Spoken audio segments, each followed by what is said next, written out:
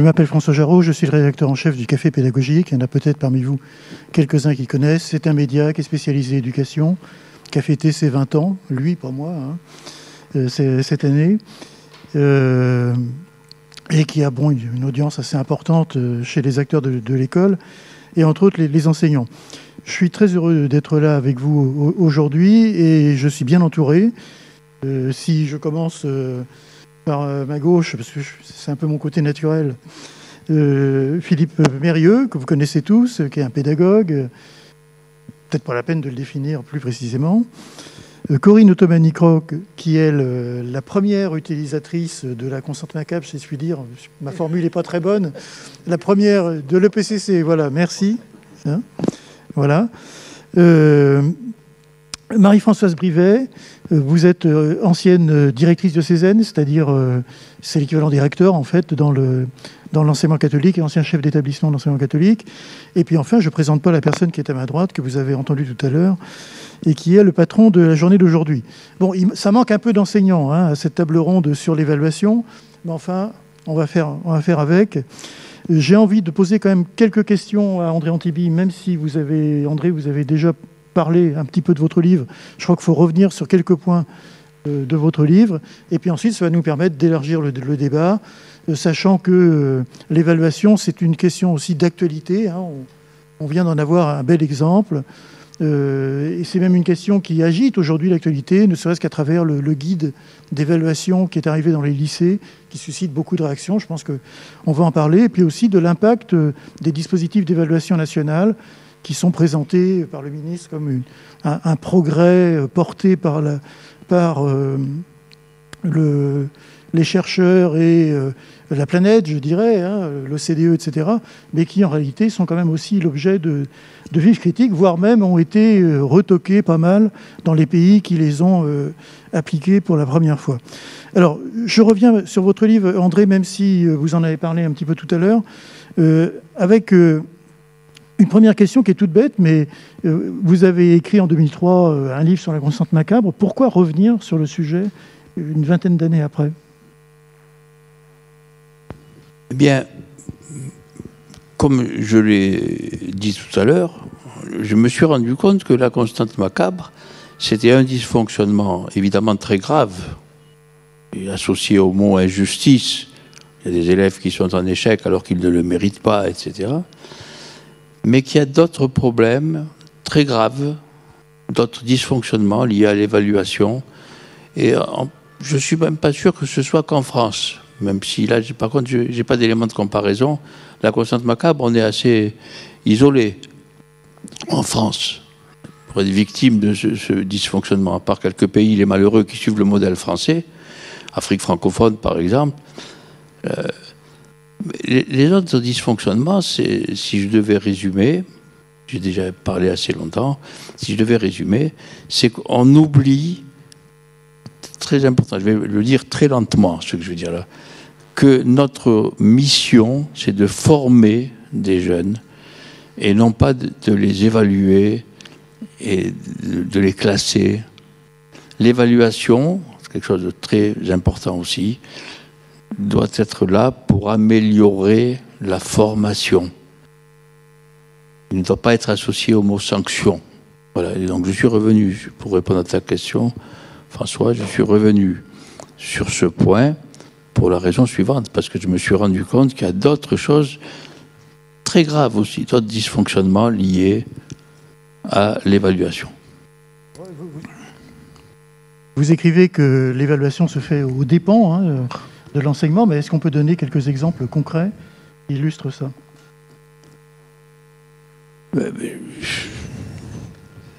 Ça occupe une place énorme dans l'acte d'enseigner.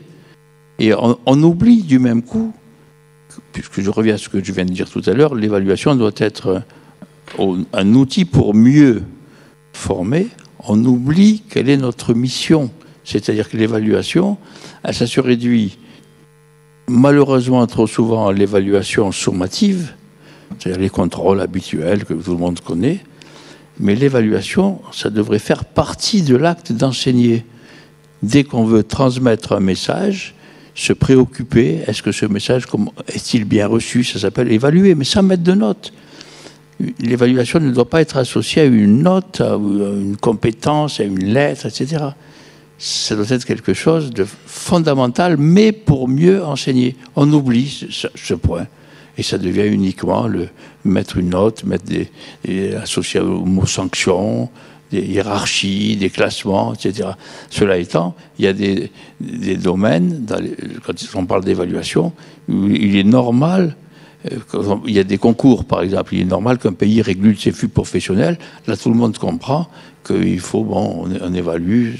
Mais en dehors de ça, on oublie quel doit être le rôle essentiel de l'évaluation.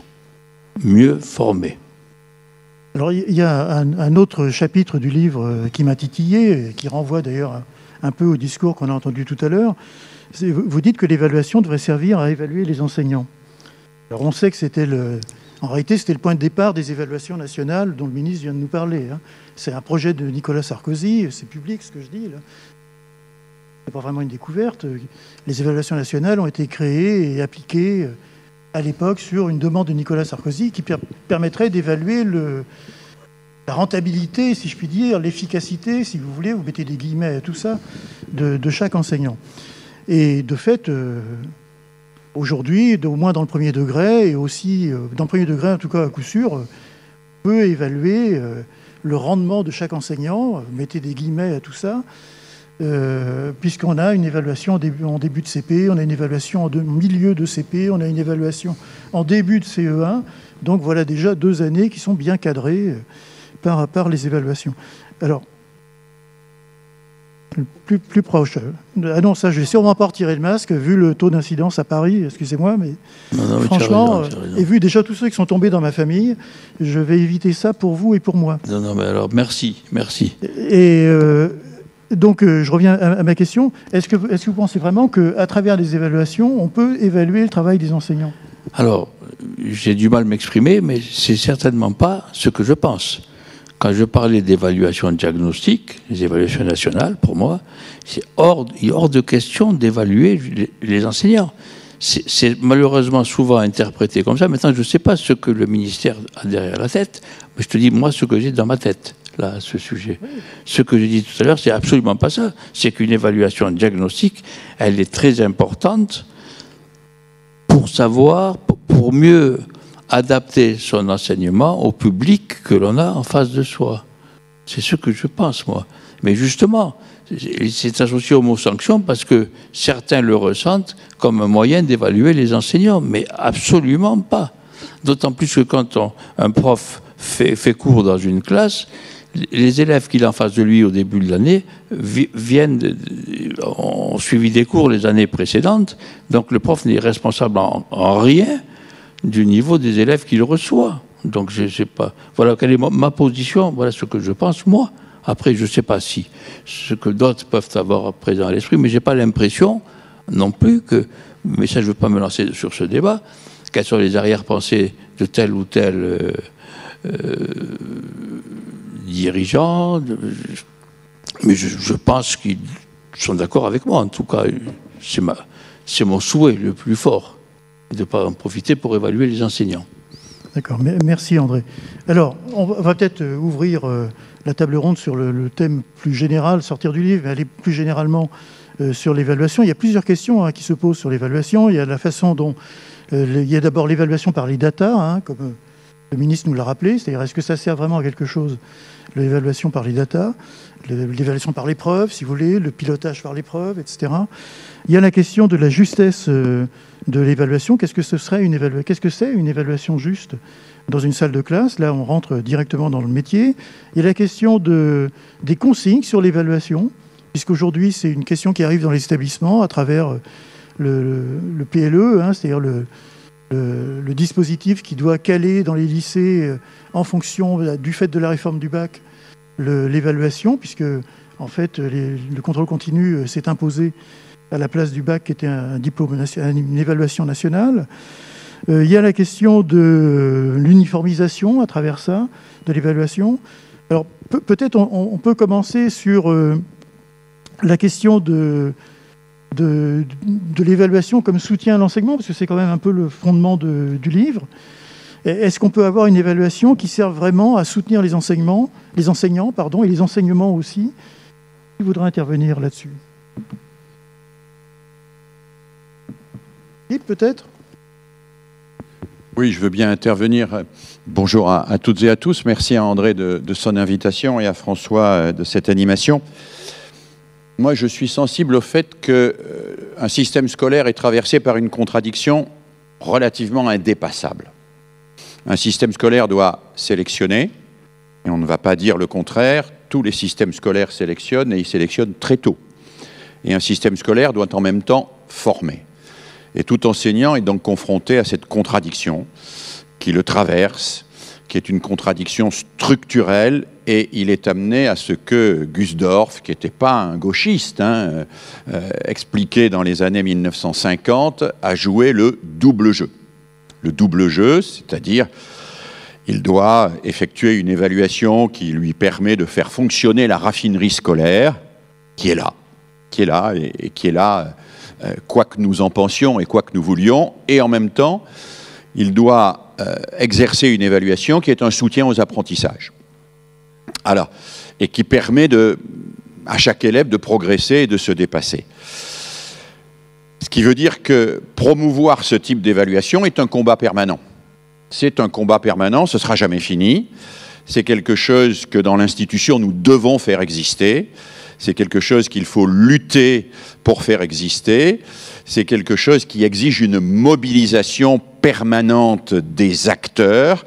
Il faut qu'au sein d'une évaluation structurante, excluante, nous fassions exister une évaluation pédagogique, incluante, qui fait progresser chacun des élèves. Alors pour cela, il y a à mon avis un certain nombre de conditions à réunir. La première condition, André l'a évoqué, c'est évidemment de sortir de la confusion de l'évaluation et de la notation. Je ne suis pas sûr qu'on en soit vraiment sorti de cette confusion-là. Il y a bien des collèges sans notes, etc. Mais dans l'imaginaire collectif, l'évaluation, c'est quand même très largement la notation, c'est-à-dire le chiffre, c'est-à-dire ce qui est quantifiable et mesurable. Ça, c'est un danger majeur parce que cela voudrait dire que ce qui n'est pas quantifiable et mesurable ne pourrait pas être évalué et donc, finalement, ne serait pas formé. Quand on parle de l'évaluation de l'éducation artistique et culturelle, de l'évaluation de la formation à la citoyenneté, de l'évaluation de la formation à l'autonomie, qui sont des objectifs extrêmement salutaires, comment les mesure-t-on? Peut-on les mesurer avec des chiffres? Sans doute pas, ou pas vraiment. On peut trouver des indicateurs d'évaluation. Des indicateurs d'évaluation. Et c'est là qu'il me paraît intéressant que ces indicateurs d'évaluation, ils soient élaborés, construits, réappropriés par les enseignants eux-mêmes. Il faut que les enseignants puissent travailler et se dire « je considère que le nombre d'exposés qu'un élève fait chaque année dans la classe, c'est un indicateur d'évaluation de la prise de parole, de l'accès à l'autonomie, de la démarche documentaire. » Et il faudrait qu'au sein d'un lycée, au sein d'un collège, au sein d'une école, on puisse se donner des indicateurs comme ça. Si à la fin de l'année, tous les élèves n'ont pas fait 4 exposés devant leurs camarades, eh bien, effectivement, nous considérons que sur ce domaine-là, nous n'avons pas fait le job. On peut se donner cet indicateur d'évaluation, on peut se donner d'autres indicateurs d'évaluation. Quel est le nombre d'élèves qui se présentent pour les élections de délégués? Quel est le nombre d'élèves qui vont aux formations à la citoyenneté? Quel est le nombre d'élèves qui empruntent des ouvrages à la bibliothèque? Combien de temps ils les gardent, etc., etc. On peut se donner des indicateurs de ce type. Et je pense que les enseignants ne sont pas assez hardis pour se donner des indicateurs alternatifs sur des questions qui sont déterminantes. Par exemple, le ministre nous a dit, et je pense qu'il a raison, qu'il faut former à l'oralité.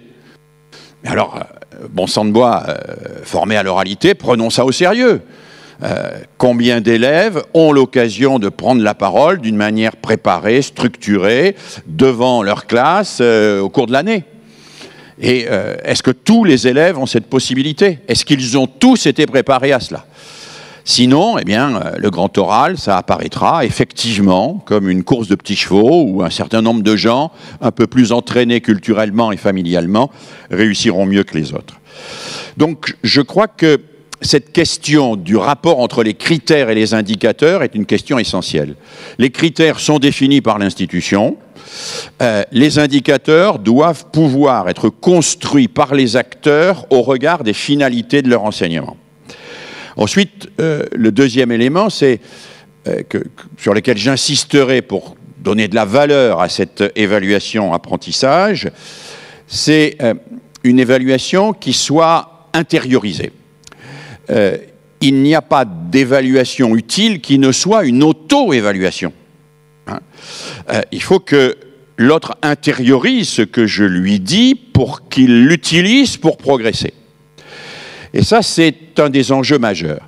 Je crois qu'une des finalités fondamentales de l'école, c'est l'intériorisation de l'exigence par les élèves.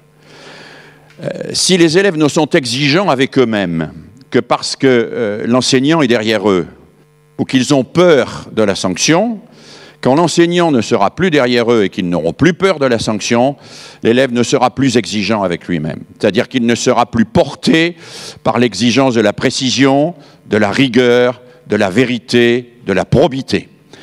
Et donc notre objectif, là, notre finalité, c'est bien de faire intérioriser l'exigence. Faire intérioriser l'exigence. Et ça ne peut passer que par des formes d'évaluation qui sont des évaluations fondamentalement interactives. Moi qui viens de la pédagogie freinée, par exemple, eh bien, on pratiquait une forme d'évaluation qui ne s'appelait pas comme ça, qui était, par exemple, la mise au point d'un texte, qui a été fait en texte libre. Bon, voilà, le petit Arnaud ou la petite Sonia a fait un texte, eh bien, elle a écrit ce texte, elle va avec l'enseignant devant ses camarades, elle écrit ce texte au tableau ou sur le TBI, peu importe, et puis là s'engage une réflexion avec le groupe. L'enseignant demande au groupe « Qu'est-ce que vous pensez du texte de Sonia ?» Et Marc dit « Là, je ne comprends pas. » Julien dit, Myriam dit, et chacun fait des propositions. Et que fait l'enseignant ? Il se tourne vers l'élève en question et lui dit « Qu'est-ce que tu penses de l'objection de ton camarade ?» Et c'est ça qui est important. C'est pas que l'élève qui a fait le texte adopte ou n'adopte pas la proposition du camarade. C'est qu'il réfléchisse pour savoir si la proposition de son camarade l'amène ou non à améliorer son texte. C'est-à-dire qu'il se pose ces questions de façon à entrer dans ce que Jean Piaget appelle la décentration, c'est-à-dire la capacité à regarder ce que l'on fait avec l'œil d'autrui exigeant qui ne comprend pas et qui veut comprendre, qui ne voit pas exactement ce qu'on veut dire et qui veut voir exactement ce qu'on veut dire, etc. Alors si je transpose ça dans la relation et dans le concret de la classe, ça veut dire que, en toute rigueur, une évaluation devrait plus exactement être systématiquement l'occasion d'une reprise du travail. Moi, à l'université même, je pratiquais systématiquement la double évaluation. L'université m'imposait des notes sur 20. Bon, tout ça peut être discuté, bien évidemment, je n'y étais pas favorable. Je mettais toujours une première note à une dissertation, mais je donnais 2 ou 3 conseils, et je demandais aux gens de reprendre la dissertation. Ça n'a aucun intérêt si le sujet ne reprend pas son travail pour l'améliorer. Reprendre son travail pour l'améliorer, c'est intérioriser l'exigence. C'est prendre ce qui vous a été donné par l'autre, par l'enseignant ou par un autre élève. Dans le cas du texte libre que je vous citais, c'est le prendre pour soi et aller vers cette intériorisation que décrit très bien Vygotsky quand il dit que tout progrès suppose le passage de l'interpersonnel à l'intrapersonnel. Si la relation évaluative, elle reste interpersonnelle, le prof me juge, on ne progresse pas. Pour que la relation évaluative devienne un outil de progression, il faut qu'elle soit intrapersonnelle. C'est-à-dire que la critique du professeur, j'en comprenne la pertinence parce que je l'intègre pour essayer d'améliorer mon propre travail. C'est pour ça que si on va jusqu'au bout de cette logique, la seule évaluation qui serait une évaluation cohérente avec le projet éducatif de l'école, ce serait une évaluation par le chef-d'œuvre. Hein, comme mon ami Peppenster le propose, c'est-à-dire qu'on puisse permettre d'élaborer quelque chose, de le remettre en chantier, et qu'au bout du compte, il y ait une évaluation finale qui ne soit qu'une évaluation de labellisation, en quelque sorte. C'est la raison pour laquelle je crois que le contrôle continu, pour ma part, n'est pas une formule pédagogiquement satisfaisante. C'est le plus souvent d'ailleurs, non pas un contrôle continu, mais un examen continu. Hein. La formule que nous avions tenté de mettre en place en 1998, quand j'avais proposé l'instauration des travaux personnels encadrés, était d'une toute autre nature. Il s'agissait d'élaborer quelque chose avec le conseil des professeurs, de le remettre en chantier, jusqu'à ce que ce soit complètement satisfaisant, pour aller jusqu'à une mouture qui devait, in fine, être simplement validée par oui ou par non. Oui, vous vous êtes dépassé, vous avez fait quelque chose qui est satisfaisant, ou non, vous ne l'êtes pas. Et je pense qu'à terme, c'est cela qui devrait être, me semble-t-il, notre horizon. Ce n'est pas une évaluation par contrôle continu, c'est une évaluation par unité de valeur. Alors on me dit c'est pas possible, mais c'est pas vrai. Il y a des tas de pays qui pratiquent l'évaluation par unité de valeur. Ça a été pratiqué en France dans les universités, dans l'enseignement supérieur, dans l'enseignement professionnel, puis abandonné parce qu'il y a eu la tyrannie d'un certain nombre de référentiels extrêmement taxonomiques qui ont fait parcelliser en quelque sorte l'évaluation et donc qui ont fait dissoudre le projet par lequel la personne se projetait. Et donc je pense qu'il y a ça. Et puis je vais terminer pour ne pas être trop long, mais l'évaluation, je suis complètement d'accord avec André, c'est pas simplement un problème scolaire, c'est un problème sociétal. C'est un problème sociétal très important aujourd'hui. Pourquoi ? Parce qu'on évalue tout et partout. Hein. Moi, je vais acheter un livre chez un grand magasin. Le lendemain, je reçois un mail me demandant d'évaluer mon vendeur. Hein. Je vais voir une pièce de théâtre ou manger dans un restaurant. Une fois sur deux, je reçois un message me demandant d'évaluer mon vendeur ou d'évaluer ce que j'ai mangé. C'est une idéologie quand même extrêmement étrange. Extrêmement étrange. C'est une idéologie qui est fondée sur l'idée qu'au fond, la qualité est liée à la concurrence. C'est-à-dire que plus on met les gens en concurrence, plus on crée de la compétition, plus on obtient de la qualité. On peut défendre cette idéologie. On peut la défendre, hein. C'est l'idéologie traditionnelle, c'est l'idéologie de la fameuse fable des abeilles de Mandeville, XVIIe siècle, voilà. On peut aussi se dire qu'on pourrait imaginer quand même d'autres modes de relation entre les humains, qui soient plus sur le mode de la coopération que de la concurrence systématique. D'autant plus que, et c'est là le deuxième aspect grave de cette évaluationnite, de cette folie de l'évaluation, c'est la confusion entre les personnes et l'évaluation qu'on a d'elles. C'est-à-dire qu'on finit par réduire les personnes ou les institutions à leur évaluation. C'est ce que j'appelle dans mes travaux l'essentialisation qui est à l'œuvre aujourd'hui. La réduction des personnes à une note ou à un symptôme. Cet enfant, il est dyslexique. Et il n'est rien d'autre que dyslexique. Mais non, un enfant n'est jamais rien d'autre que dyslexique. Il est un enfant qui est passionné par un certain nombre de choses, qui a envie de faire des choses. Et c'est ça qu'il faut comprendre si on veut le faire progresser, y compris dans sa dyslexie. L'évaluationnite telle qu'on la voit aujourd'hui, en réalité, elle est centrée sur l'identification des manques et non des ressources, des déficits et non des richesses, de ce qui exclut et non pas de ce qui intègre. On évalue pour exclure. Un tel, il est évalué, ah, il n'a plus droit d'être là, on va l'envoyer ailleurs. L'évaluation qui exclut, c'est une évaluation essentialisante, c'est une évaluation réductrice.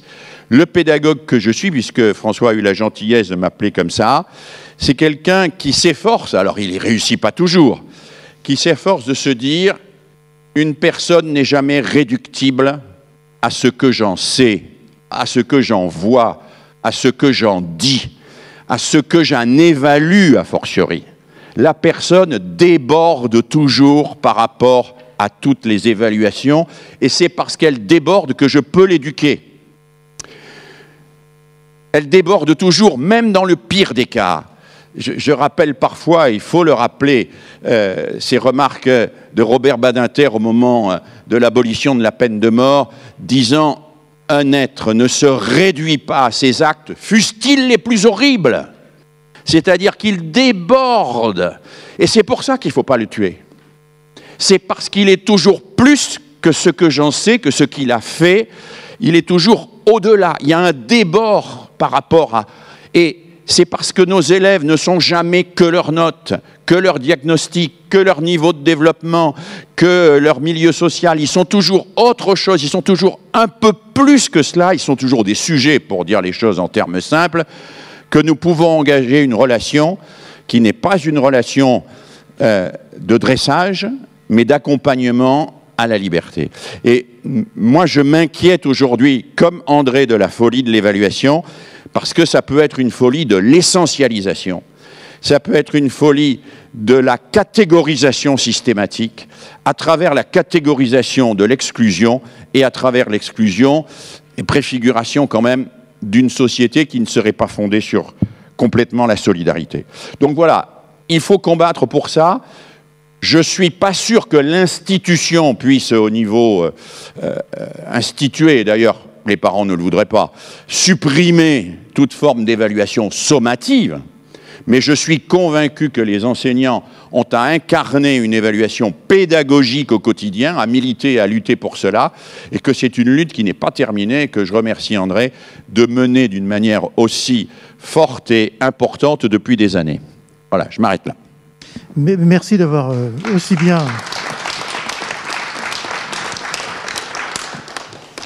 Applaudissements mérités. Merci d'avoir aussi bien introduit le sujet. Peut-être des réactions, par exemple du côté de l'enseignement catholique.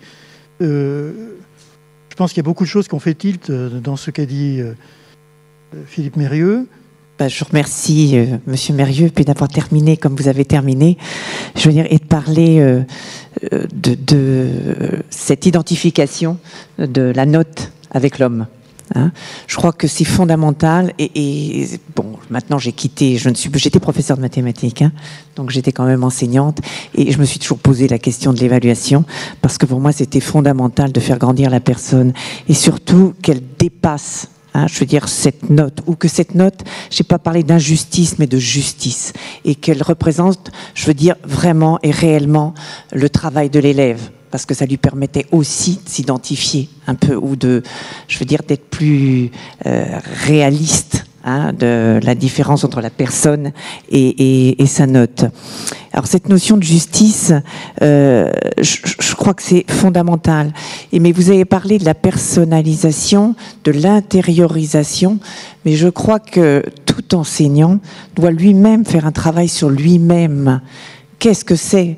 Que représente l'évaluation déjà pour lui, hein? Je crois que c'est fondamental parce que on est forcément imprégné de tout ce qu'on a reçu, la manière dont on a été nous-mêmes évalués. Et voilà. Et je crois que c'est le premier travail que doit faire un enseignant, travailler sur lui, ce que c'est qu'évaluer et ce qu'il fait progresser. Mais aussi de réfléchir que ce qui a peut-être marché pour lui ne marche pas forcément pour l'élève qu'il a en face de lui. Donc ce travail, c'est le premier travail à faire. Et ensuite, dans l'évaluation, qui est un travail, j'allais dire, c'est pas fini, la folie de l'évaluation, on a bien vu qu'il y a le contexte sociétal. Mais je crois qu'en ce moment, peut-être pas grâce au confinement, mais grâce aux questions que nous pose la société, grâce au contrôle continu, ça nous permet, dans chaque établissement, de se poser et de mettre un cadre à la réflexion sur l'évaluation. Et c'est vraiment le bon moment pour qu'une équipe s'emparent de cette question, la travaillent ensemble, et ensemble, ils trouveront des solutions et les pas à faire pour que justement cette évaluation permette de donner de la valeur au travail de l'élève.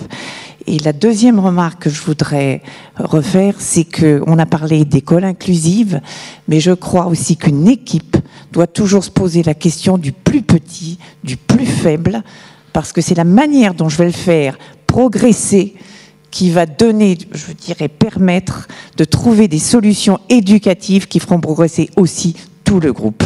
Voilà, c'est ma petite remarque. Merci. On va garder du temps pour vos questions, bien entendu. J'ai quand même envie de revenir vers vous, puisque en ce moment, il y a la question de l'évaluation dans les lycées, avec l'harmonisation qui est souhaitée à l'intérieur des établissements de l'évaluation compte tenu du contrôle continu. Est-ce que vous avez des remontées sur la façon dont ça se passe dans vos établissements? Alors, moi je suis retraitée, mais c'est vrai que je fais partie de ce qu'on appelle un conseil de tutelle. Mais j'allais dire, pour l'enseignement catholique, c'est pas nouveau. Parce que ce que vous ne savez pas, c'est que dans l'enseignement catholique, un chef d'établissement ne passe pas un concours pour être chef d'établissement. Il est choisi par l'Église. Donc voilà, il a une mission d'Église. Maintenant, il doit faire respecter tout ce qui est de l'éducation nationale par rapport à, je dirais, toute sa mission éducative et du fait d'être sous contrat d'association avec l'État. Mais comme il est nommé par l'Église, je veux dire, il y a une tutelle, ce qu'on appelle une tutelle. Alors le mot... il serait encore peut-être à revoir, mais on accompagne, je veux dire, à la fois chaque établissement, et nous visitons, nous allons à la rencontre des équipes éducatives d'une manière régulière. Et dans les textes, ce sont tous les 3 ans. Alors, moi, j'aime pas trop le mot évaluation, parce que nous, c'est le mot accompagnement. C'est-à-dire qu'on vient rencontrer les équipes éducatives, on vient, voir si, effectivement, il y a une cohérence entre le projet éducatif et ce qui se vit dans les établissements. Ce qui permet à chaque établissement, je veux dire, de savoir qu'il y a régulièrement, je veux dire, les équipes font une relecture de leurs pratiques éducatives et effectivement la manière d'accompagner les établissements.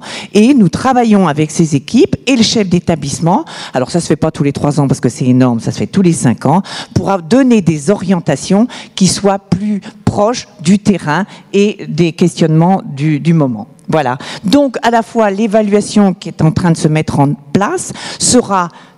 Je crois que c'est pas du tout, au contraire, une crainte, c'est une chance d'avoir un regard extérieur qui met aussi les enseignants, je dirais, qui sont associés à l'État et dans une logique de complémentarité par rapport à ce que l'on fait déjà.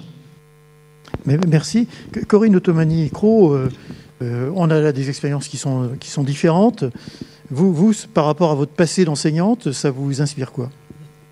Alors, donc moi, je suis retraitée aussi d'ailleurs, et je trouve, moi j'ai toujours pensé que l'évaluation gâchait le métier d'enseignant. En tout cas, ça a été mon cas, et c'est pour ça que j'ai été soulagée et complètement décomplexée quand j'ai eu l'opportunité de rejoindre le mouvement d'André, et dès 2005 de mettre en place l'évaluation par contrat de confiance. Bon, c'est pas le sujet là. Je pense que j'ai beaucoup aimé les propos de Philippe Mérieux, comme d'habitude d'ailleurs, mais l'évaluation est de toute façon quelque chose qui gâche à un moment donné les relations. Moi, par exemple, j'ai toujours une très bonne relation avec mes élèves. Mais le jour où vous mettez un petit 2 à un élève, même s'il était bien, qu'il disait avec cette prof-là, ça devrait le faire, etc., c'est gâché, c'est terminé. L'évaluation fait des ravages pour moi, et j'ai un point sur lequel j'insisterai, c'est l'évaluation. J'ai été toujours conseillère pédagogique, tutrice, c'est-à-dire que j'ai des nouveaux collègues qui sont sans arrêt venus dans ma classe. Je suis allée, bon. L'évaluation sanction, mais c'est catastrophique. Vos élèves parlent, s'agitent, sont agités, sont distraits. Pourquoi? Déjà, il faudrait trouver pourquoi. Souvent, c'est parce qu'ils sortent d'un contrôle qui a été épouvantable l'heure d'avant, etc. Il y a 1000 raisons. Vos élèves parlent. Combien de profs font une interrogation en disant « Ah bon, c'est comme ça, prenez une feuille ». Prenez une feuille. Quand vos 35 élèves parlent et n'ont pas écouté, quelle note, à votre avis, ils ont à cette évaluation qui compte sur leur leur bulletin après. Ou alors les évaluations, alors pour moi ça a été toujours apocalyptique, c'est les évaluations surprises. Combien de profs font des évaluations surprises? Donc ça, c'était une des premières choses que j'essayais de conseiller à mes jeunes collègues. Évaluation surprise.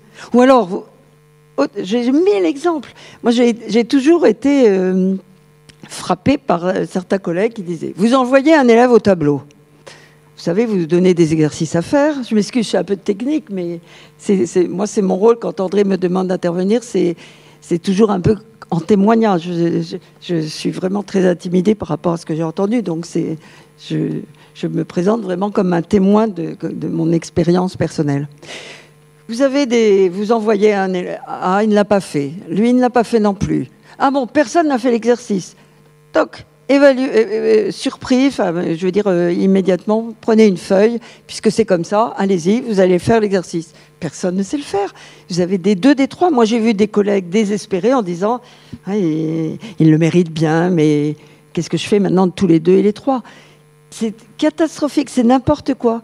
Alors que l'évaluation, comme disait Philippe Mérieux, ça devrait être un accompagnement et surtout un moyen de laisser le temps au petit, à l'ado, à l'étudiant, de se mettre en situation de réussite. Alors avec l'évaluation par contrat de confiance, moi j'ai été, mais enfin, un partenaire absolu de mes élèves. Je peux repréciser un peu de ce dont il s'agit. Peut-être que certains, ça m'étonnerait que certains ne connaissent pas, mais donc il s'agit de donner une liste, par exemple une semaine avant le jour du contrôle, sur laquelle ne portent que des points. Travailler avec les élèves, corriger si c'est des exercices ou travailler si c'est des textes de français, enfin corriger. Et le volume de cette liste est environ de 4 fois celui du contrôle. C'est déjà beaucoup, c'est déjà une grande liste. Et vous promettez à vos élèves, donc vous leur annoncez, vous leur présentez, vous le présentez aux parents, vous le présentez à tout le monde, c'est officiel. Donc moi, j'étais la première expérimentatrice, je peux vous dire que j'étais très surveillée par André. Donc moi, c'était 16 points à l'identique et 4 points comme les autres évaluations, c'est-à-dire des énoncés nouveaux. Imaginez, 16 points à l'identique. Vous avez donc l'élève qui va à l'évaluation sans aucun stress. Il a bien pris ses notes en cours, il a révisé, il sait exactement sur quoi ça va porter. C'est pour ça que la comparaison avec le code de la route, qui gêne beaucoup certains, moi me plaît beaucoup. Les élèves ne sont pas du tout stressés en disant « Madame, je vais passer le code de la route ». C'est un stress qui disparaît. Je sais pas, vous distribuez vos feuilles, ils se jettent dessus en disant « Ouais, j'ai travaillé, c'était horrible de travailler ça ». Les élèves, il ne faut jamais oublier qu'un élève a 1000 autres choses à faire que de travailler. Il ne faut jamais penser qu'un élève travaille pour la beauté de la matière, et même s'il a 2 pendant toute l'année, non. Un élève travaille parce qu'il espère passer dans la classe supérieure et quitter ce fameux lycée, et après, etc. Donc, un élève, il faut lui donner, ce qui m'a beaucoup été reproché, hein, une motivation pour moi, donc pour qu'il se sente capable de réussir et qu'il réussit, parce que les notes sont tout à fait satisfaisantes. Et vous avez un stress qui disparaît totalement. Vous êtes un partenaire et un allié de tous vos élèves. Quand moi, je suis à la retraite maintenant. Depuis 2005, quand j'étais donc en lycée, donc des classes de bac et de toutes les classes que j'ai eues, je peux vous dire que c'est spectaculaire de voir les élèves se décontracter en se disant il suffisait que je révise et que je travaille, ce qu'on leur dit depuis qu'ils ont 6 ans, pour avoir des notes tout à fait convenables. Ce qui est terrible, c'est de faire croire aux élèves que c'est très difficile. Ce n'est pas du tout polytechnique de réussir en lycée, etc. Moi, j'ai fait 10 ans collège, donc je connais parfaitement aussi le cas des collèges. Quand je vois les profs, je m'excuse parce que c'est assez sévère peut-être sur les enseignants, mais on est obligé de dire qu'il faut changer les choses de façon urgente. Et c'est vrai que moi, ça m'a apporté beaucoup de réconfort de voir que ce que je ressentais comme malaise était officiellement énoncé par André. Et donc, je pense que quand vous avez les collègues le lendemain, ou même le jour de la pré-rentrée, le jour de la rentrée, ils ont vu 1 heure les élèves dire « Oh là là, qu'est-ce que je vais faire avec cette classe? Oh là là là !» Même pas commencé, ils sont déjà désespérés. Je veux dire, une matière pour moi est à l'abri de ça. Vous avez parlé un peu des arts plastiques et tout, qui n'était pas facile à évaluer et tout. Une matière qui ne se préoccupe pas, par exemple, c'est un professeur de PS. Ben eux, jamais vous entendez un prof de PS dire le niveau baisse ou « Oh là là, qu'est-ce que je... » Ben non, ben c'est leur classe, c'est votre classe. Donc il y a tout un côté, il faut les aider à réussir, c'est tout à fait notre tâche. Notre seule tâche, c'est de donner notre savoir, de faire en sorte donc de leur donner tous les atouts pour qu'ils réussissent et ne jamais se réjouir d'une seule mauvaise note. Moi, je sais qu'à la fin de ma carrière, j'aurais adoré, ce n'est jamais arrivé, avoir 35 notes, 20, 35-20. C'est difficile quand même pour les élèves de réviser, de prendre leurs notes. C'est toute une tâche qui fait qu'ils progressent et qu'ils intériorisent justement. Mais c'est... L'évaluation sanction, pour moi, ça a toujours été une catastrophe, très utilisée. Et vous avez après l'élève qui a 5, tout ça parce que c'était un contrôle surprise ou un contrôle parce que tout le monde parlait ou un contrôle parce que l'exercice n'avait pas été fait par personne. C'est urgent de changer. Moi, je sais que je suis à fond derrière l'évolution de l'évaluation. Excusez-moi, j'ai été un peu longue, mais... Merci. Dernière question, après on va passer à vos questions. Ce que vous ressentez, je pense que c'est ce que ressentent beaucoup d'enseignants. Mais alors, pourquoi ça ne change pas? Quelqu'un a une réponse à ça? Moi, je n'ai pas de réponse particulière à ça, mais je souhaiterais juste d'un mot prolonger ce qui a été dit par la collègue. Je crois que derrière l'évaluation qu'André a proposée par contrat de confiance, il y a une idée forte et simple. L'évaluation, ce n'est pas fait pour être meilleur que les autres, c'est fait pour devenir meilleur que soi-même. C'est Albert Jacquard qui disait ça, et je pense que c'est la meilleure formule qu'on ait jamais utilisée pour définir le caractère pédagogique de l'évaluation. Moi, je suis très très favorable à la proposition d'André, mais je voudrais dire, pour travailler régulièrement avec des enseignants dans le cadre de formation, ils ne sont pas nombreux ici, les enseignants en activité, hein, mais donc on peut parler, non pas à leur place, mais en renvoyant à ce qu'ils disent, qu'il y a une multitude de possibilités pour aller vers une évaluation pédagogique. Hein. Vous avez parlé des professeurs de PS. Moi, j'ai beaucoup appris des professeurs de PS. Beaucoup appris. Par exemple, quand j'ai découvert que quand ils évaluaient le son en hauteur, ils l'évaluaient à la fois sur la performance, c'est-à-dire la hauteur, mais aussi sur la compétence.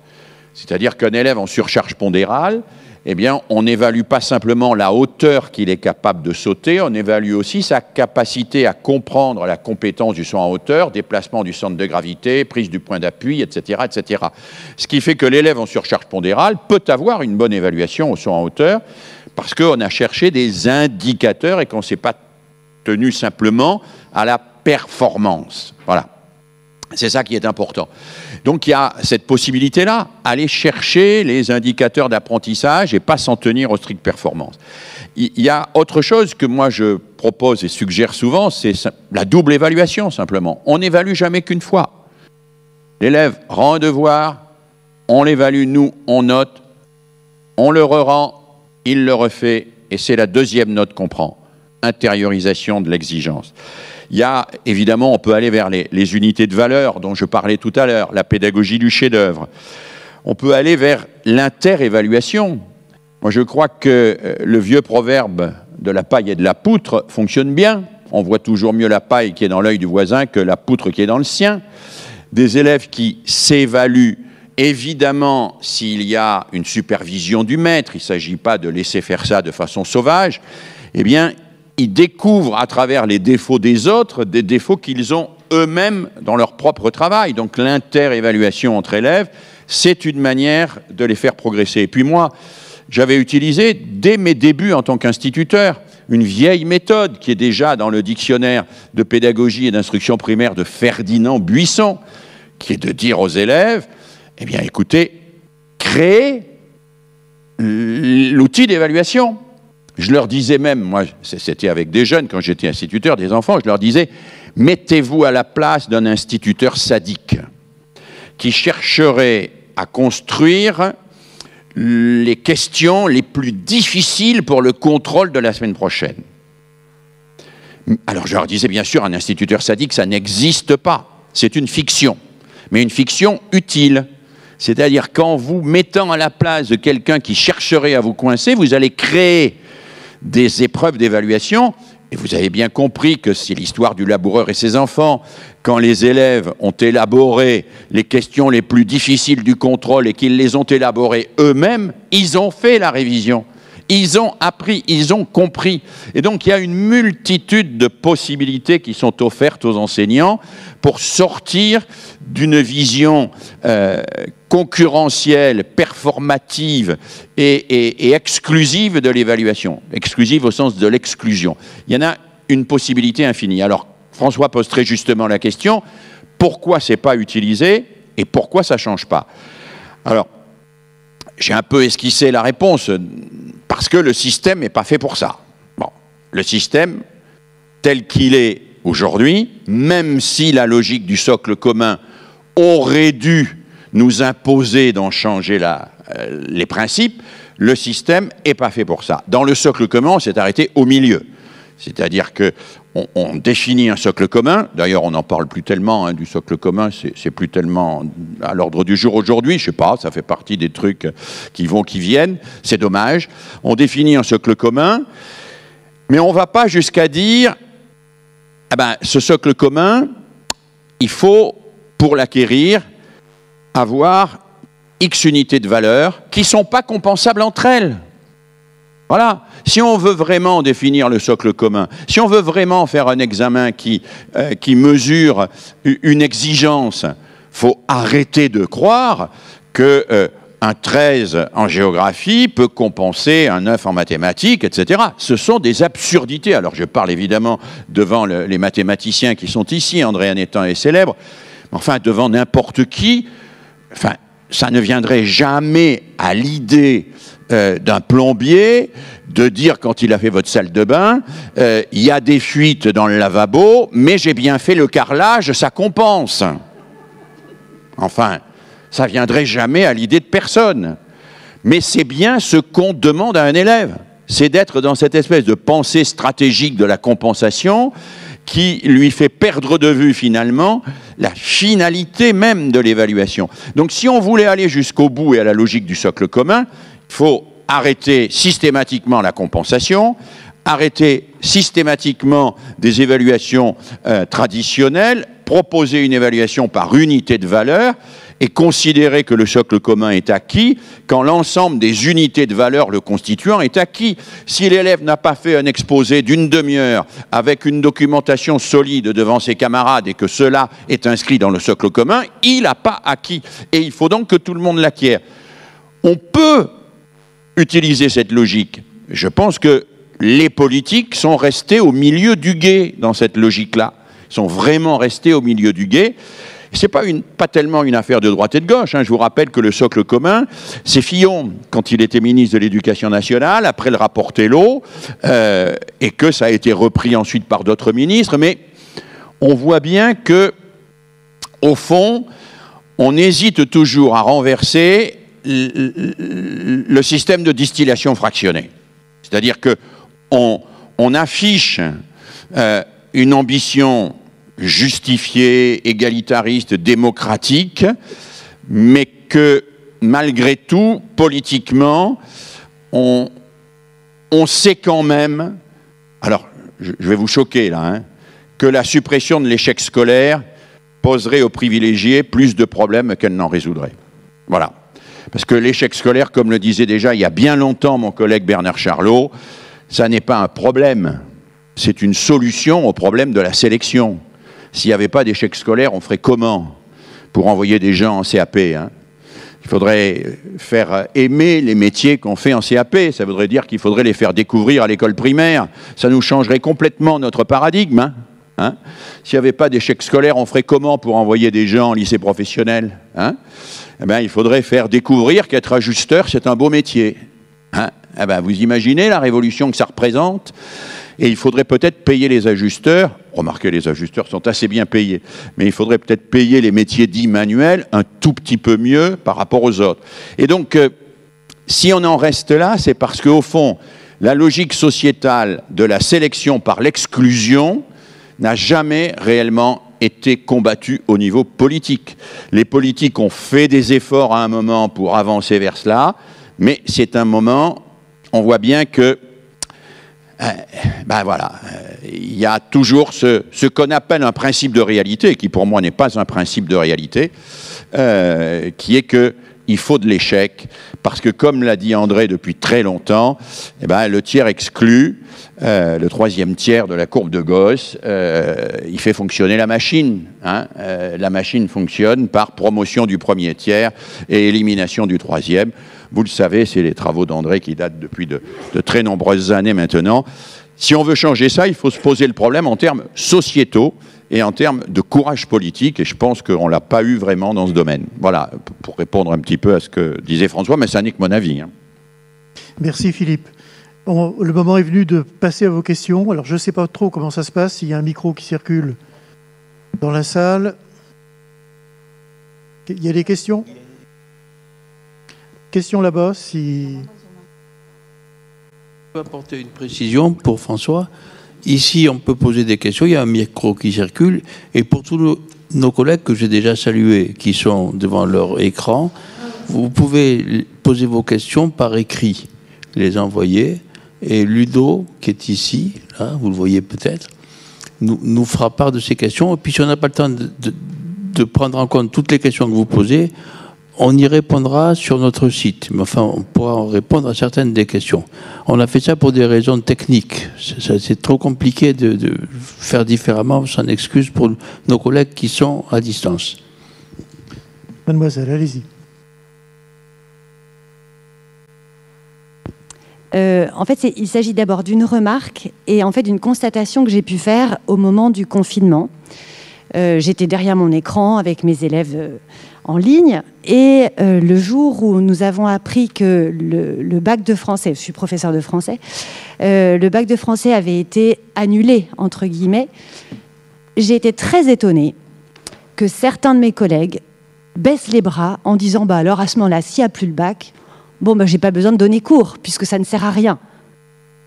J'étais assez remontée contre certains en disant mais enfin, est-ce que le bac est une finalité ou est-ce que c'est l'amour de la littérature ou en tout cas le fait de, en effet, former nos élèves? Et donc là, je me suis rendu compte que malgré la bonne volonté de certains profs, il y avait quand même quelque chose qui restait, assez étonnamment, une espèce de résistance quand même à vouloir former les élèves quand il n'y avait pas d'évaluation. Enfin, voilà, une résistance à ça. Et donc je me suis dit que l'évaluation, pour moi, en effet, n'était pas une finalité. Et d'ailleurs, la première chose que je dis aux élèves quand ils ont ce blocage, je leur dis, et donc ça leur fait réfléchir, parce que la phrase, il faut toujours que je me reprenne à deux fois, l'évaluation est faite pour que vous sachiez que vous savez. Alors, en général, il y a un petit moment de sidération, puis ensuite, ils comprennent. Et je me suis aussi posé la question du fait que les professeurs étant si réticents parfois à vouloir former leurs élèves sans les évaluer, est-ce que c'était pas dû en fait au fait que eux-mêmes, c'est quand même le problème de tous les profs, hein, c'est qu'on a tous été de très bons élèves. Et être un bon élève, eh bien ça implique tout simplement qu'on ne peut pas comprendre l'échec. Et quand on ne comprend pas l'échec, c'est impossible de donner confiance, ou en tout cas de permettre à l'autre d'être dans une dynamique de confiance. C'est impossible, puisque, et je trouve que cet écart entre le fait que nous soyons tous des bons élèves et donner la confiance à celui qui n'en a pas, eh bien, c'est évidemment la difficulté. Et enfin, aujourd'hui, je suis en train de suivre un étudiant qui est lui-même en échec scolaire, qui m'a dit la première chose qu'il me dit, il me dit « J'ai échoué 2 fois à l'ENS ». Comme si c'était un échec. Je lui dis « Mais enfin, c'est quand même un peu la norme ». Donc je me suis un peu éclatée de rire. Et là, il est en train de se rendre compte, et c'est ce que je lui dis, tous les échecs supposés que vous avez seront des trésors pour vos futurs élèves. Voilà. Merci. Peut-être une réaction à ça, André ou...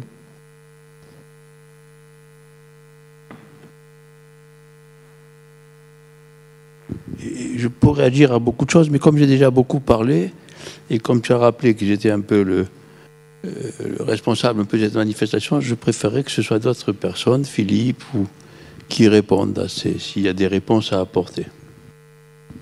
Je pense qu'il y a des réponses à apporter. Je ne sais pas, Philippe.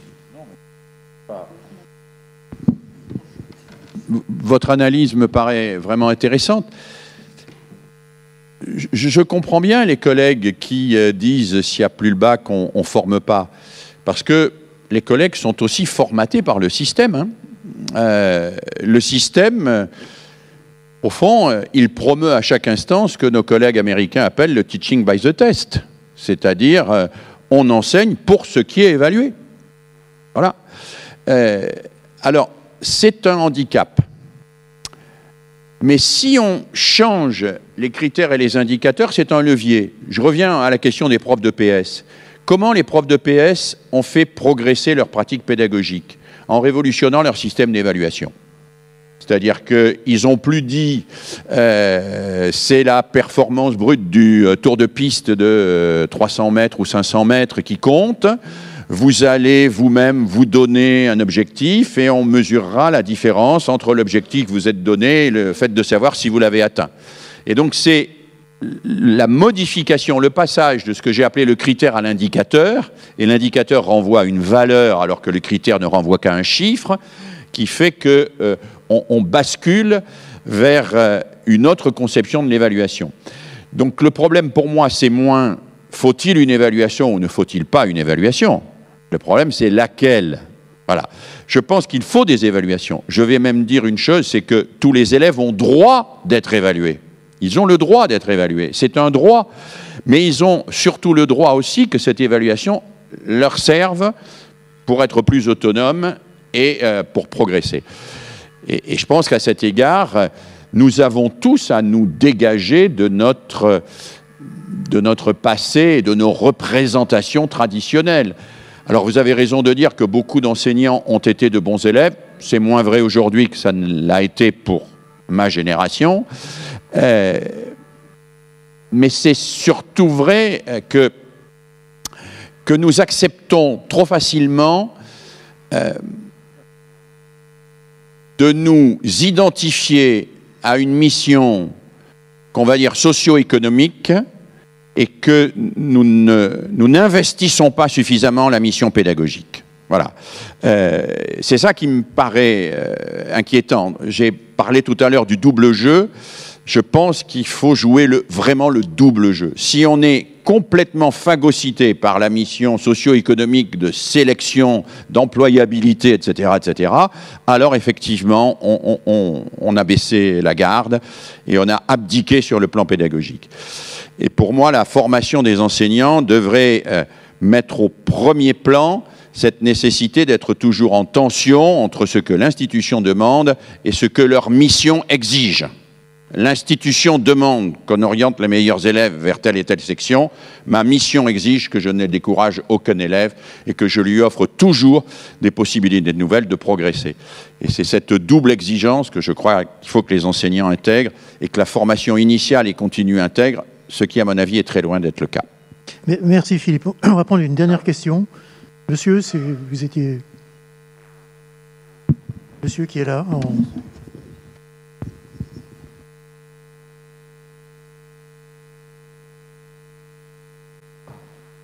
On m'entend? Oui, c'est bon.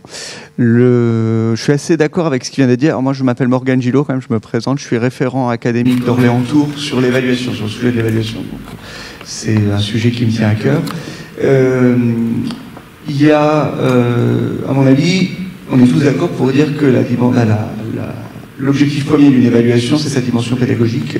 Et pour ça, comme ça a été dit plusieurs fois déjà, la question de ce qu'en fait l'élève, déjà ce qu'en fait l'enseignant et ce qu'en fait l'élève, avec notamment un point important qui est la métacognition. Alors, c'est un mot qu'on n'a pas forcément prononcé encore, mais c'est bien ça qui est derrière. Et pour être référent académique, donc former beaucoup d'enseignants sur le sujet, c'est un thème sur lequel les enseignants ne sont pas toujours à l'aise. Et je pense qu'il serait quand même intéressant d'envisager dans la formation des professeurs, ça vient d'être dit, que c'était un levier qu'il était aussi important d'avoir, de porter cette formation sur la métacognition. Étant depuis cette année à l'INSPE, et notamment plus particulièrement dans les préparations au CAPES, je peux voir dans les futurs professeurs de mathématiques, en l'occurrence, puisque c'est mon domaine, des positions sur l'évaluation qui font pleurer, pour le dire clairement. Donc, des représentations initiales, comme une note en fin, qui sont presque même avec une volonté de classer. Alors le double jeu dont Philippe Mérieux parlait tout à l'heure, on est bien d'accord, sauf que eux ont presque l'intention de jouer qu'un seul jeu, celui du classement. Alors bien sûr, c'est un jeu qu'on est amené à jouer, qui nous déplaît fortement, mais on y est contraint par l'institution.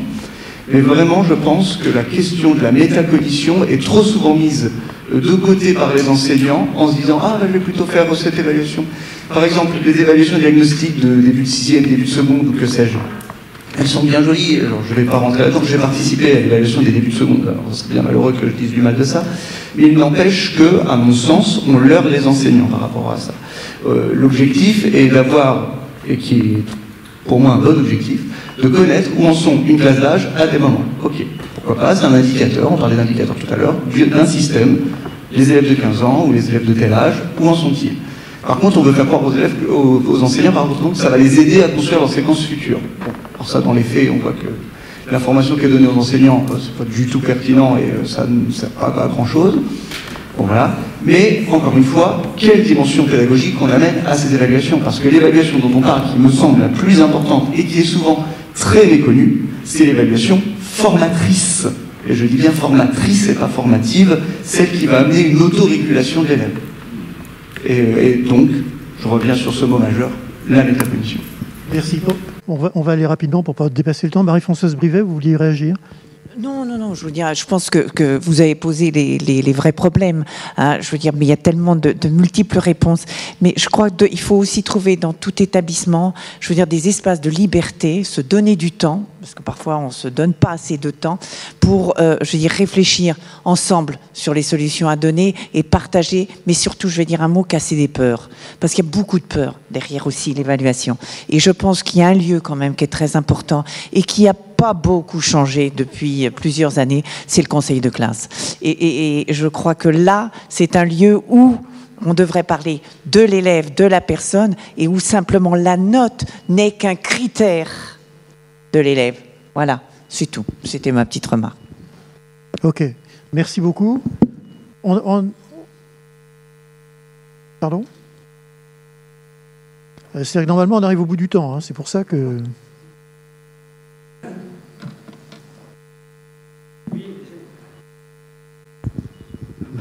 Oui, j'ai énormément apprécié cette affirmation de Philippe Mérieux selon laquelle l'élève n'est pas réductible à ce que j'en vois, hein, et notamment à ce que j'en vois à un moment donné de sa formation.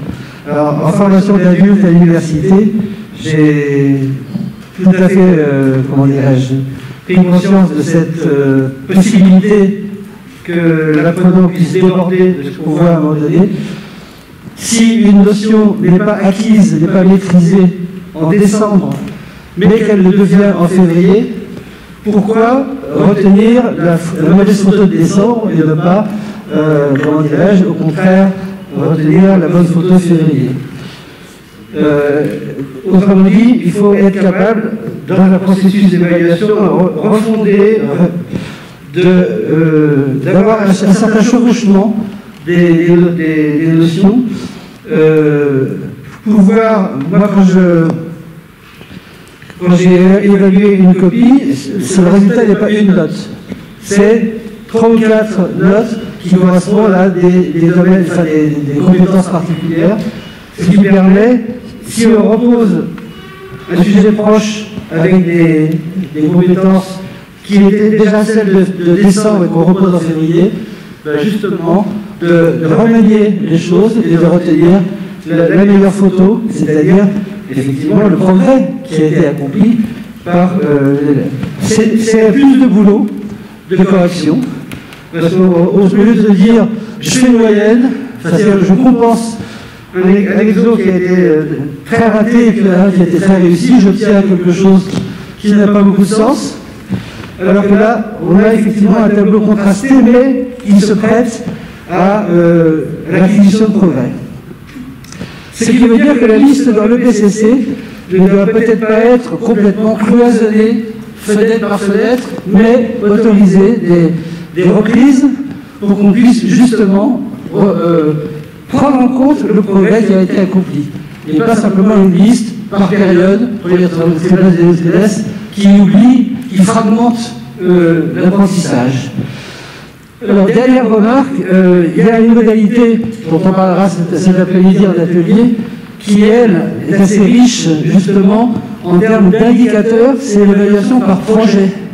Puisque là, il ne s'agit pas simplement de mettre des points à côté de réponses, mais d'évaluer les capacités qui ont été mises en œuvre par l'élève, par le groupe, le binôme ou le trinôme, pour essayer d'atteindre un objectif, et en mettant en œuvre donc des qualités, des compétences. Est-ce que c'est vraiment un chiffrage qui peut en rendre compte? C'est plutôt effectivement des indicateurs. Il faudrait donc pouvoir le considérer peut-être comme le chef-d'œuvre dont parlait Philippe Mérieux tout à l'heure. Merci. Merci. Peut-être on va laisser le dernier mot à André et on va le faire très vite parce que Pascal, il est comme moi, il a un rendez-vous en fin de matinée qui l'attend. Bien que personnellement, j'ai apprécié cette table ronde. Alors, en général, je suis d'accord avec ce que je dis, heureusement, mais là, j'étais vraiment d'accord. Philippe, et pas que Philippe, avec tout ce qui a été dit, là, c'était, je trouve, très riche. Et les questions également.